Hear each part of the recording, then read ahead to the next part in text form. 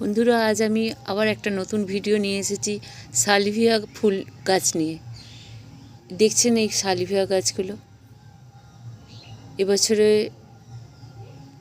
Salvia গাছও অনেক গাছগুলো লাগিয়েছি। প্রতি বছরই এই গাছ লাগাই।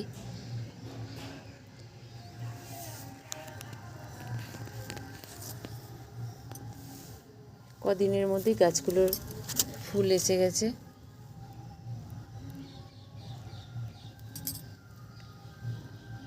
এই গাছগুলো সবই টবেই লাগিয়েছি। টবেতে সেই একই পদ্ধতিতে আগের ভিডিওতে বলেছি, নিশ্চয়ই শুনেছেন।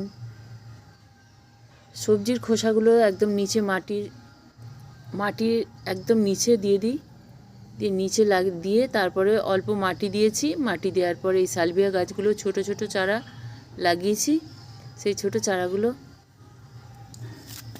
বড় হয়ে গেছে, এখনও ফুলও ধরে গেছে। গাছগুলো দেখেছেন, খুব সুন্দর হয়েছে।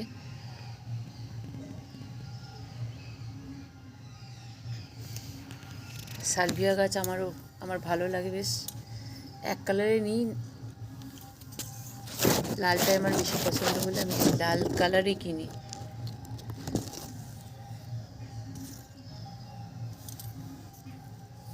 সব কটা গাছেই ফুল এসে গেছে।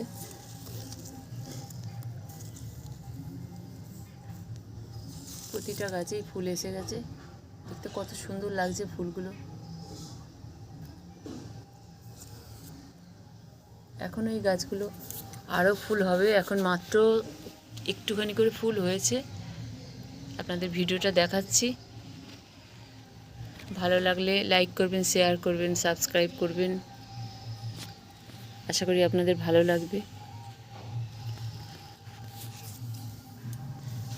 সবজির খোসা দিয়েও যে এত সুন্দর ফুল, কোনো সার না দিয়েও এত সুন্দর যে ফুল হয়, আপনারা দেখুন। আপনারাও বাড়িতে লাগাবেন ফুল গাছ। একটু সবজির খোসা ফেলবেন না।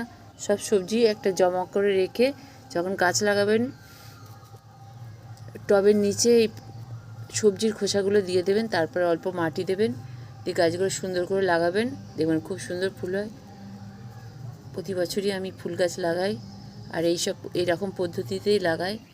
খুব ভালো গাছ হয়। সালভিয়া গাছও অনেকগুলোই লাগিয়েছি। তো বাড়িতে আমাদের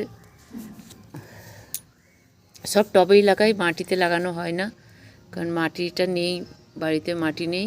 ওই জন্যে মাটিতে গাছ লাগানো হয় না।